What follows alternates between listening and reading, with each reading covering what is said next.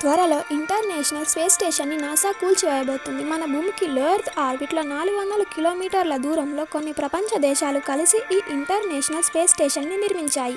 ఈ స్టేషన్ యొక్క main purpose ఏంటంటే మైక్రోగ్రావిటీలో ఎక్స్పెరిమెంట్ చేయడం, అలాగే స్పేస్ యొక్క ఎన్విరాన్మెంట్ని బాగా స్టడీ చేయడం. ఈ స్టేషన్ని ఒక్కొక్క పీస్ని లాంచ్ చేసి మొత్తం నిర్మించడానికి 13 సంవత్సరాలు పట్టింది.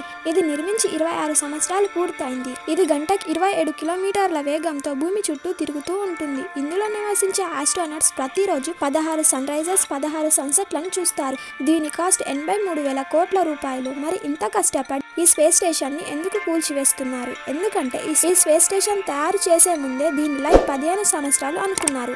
కానీ అది అనుకున్న దానికన్నా బెటర్గా పనిచేసింది. అందుకని ఇప్పటి వరకు కొనసాగిస్తున్నారు. పైగా ఇది ఎప్పుడో నిర్మించారు కాబట్టి అంత అడ్వాన్స్ లెవెల్లో లేదు.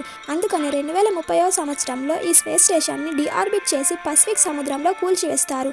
దీని బరువు 4,50,000 కిలోలు ఉంటుంది. ఇంకా కొన్ని మిగిలిన పీసెస్ ఉంటే అవి అట్మాస్ఫియర్లోకి వచ్చి కాలిపోతాయి. అలాగే దీన్ని 2031 కల్లా పూర్తిగా డిస్ట్రాయ్ చేయబోతున్నారు. మరి దీన్ని కూల్చివేస్తే ఆస్ట్రోనట్స్ ఎక్కడ ఉంటారు? ISSని కూల్చివేసి ఇంకా కొత్త అడ్వాన్స్ స్పేస్ స్టేషన్ని నిర్మించబోతున్నారు.